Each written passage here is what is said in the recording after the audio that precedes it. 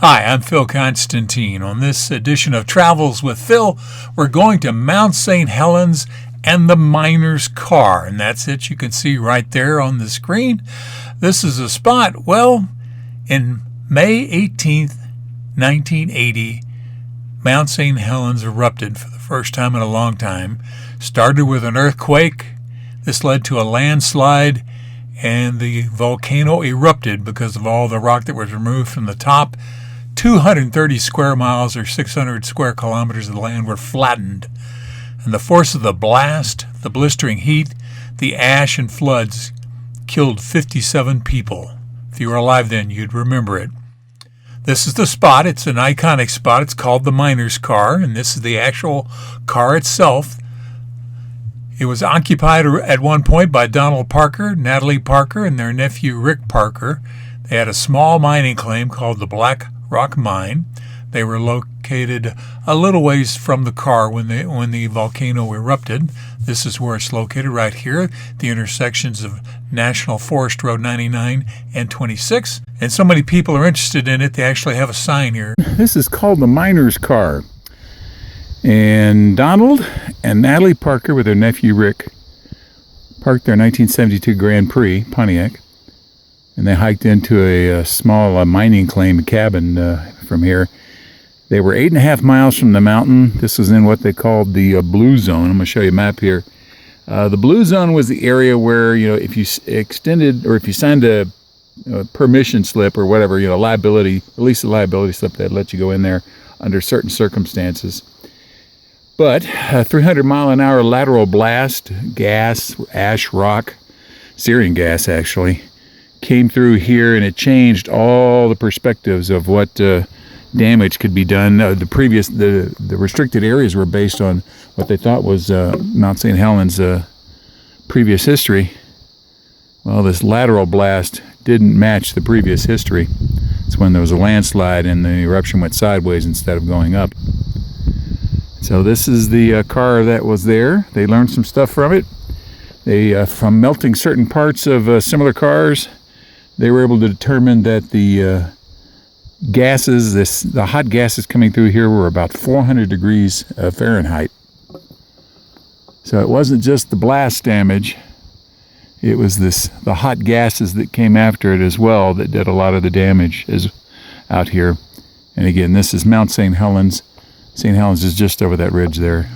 This is what the ash looked like. This was video taken by USGS personnel.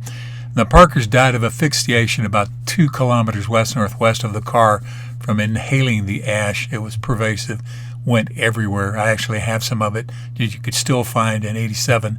This is what the area looked like from a helicopter flight over parts of the damaged area, which was massive. And this is called the Eruption Trail. And right in front of me is the Eruption Memorial. It says here, in memory of those who lost their lives in the May 18th, 1980 eruption of Mount St. Helens. I believe it's 57 names here. And I'll go over sort of slowly so you can see it.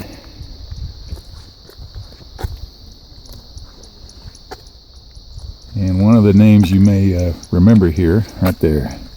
Harry R. Truman, not the president, but the guy that was over at Spirit Lake, which is right over there. You can barely see a little bit of Spirit Lake here. He was the 80-some-odd-year-old guy.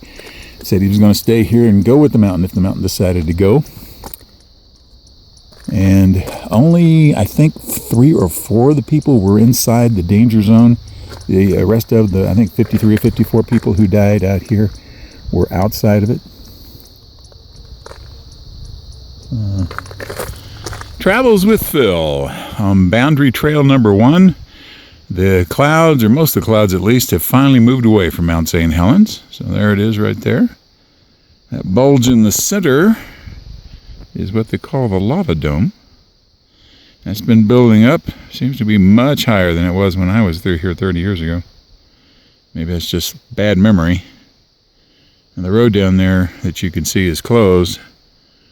Roads are in pretty poor condition to get up here coming in from Randall.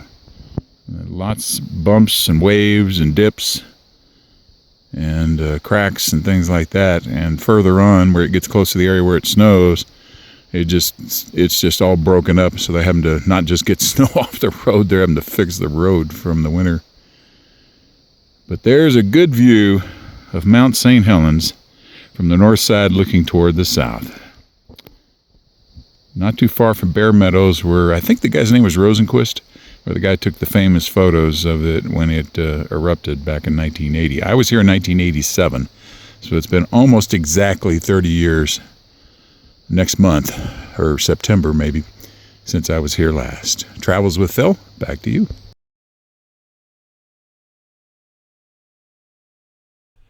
Thank you very much for watching this video. Please feel free to make comments below as long as the language is family friendly. And if you like this video, please click on the thumbs up button below. You can also subscribe to my YouTube channel by clicking on the circle with my picture in it in the lower right hand corner of the video. The arrow is pointing at it now. And once you have subscribed, you can be notified of when I have a new video posted by clicking on the bell icon in the description field below the video.